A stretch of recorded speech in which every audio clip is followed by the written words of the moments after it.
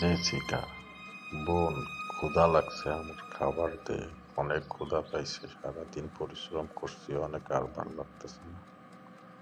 আমি বসতেছি, তাড়াতাড়ি ভাত দে আমারে। ভাই, আমি আর কয়দিন থাকবো? তুমি এবার একটা বিয়ে করে নাও। আমি তো তোমার সংসারের সব কাজ করি, এবার একটা বউ আইনা তারে দিয়া সংসারের কাজের হাল ধরাও। হ হ, তোকেও তো বিয়া দিতে হইব, তোরও তো বয়স কম হয় নাই। আব্বা আম্মা মইরা যাওয়ার পরে তো সমস্ত দায়িত্বই তো আমার। এখন তোরে একটা ভালো দেখা বিয়া দিয়া পরে আমিও বিয়া করবো, বুঝলি পারলি? দে এখন খাওন দে।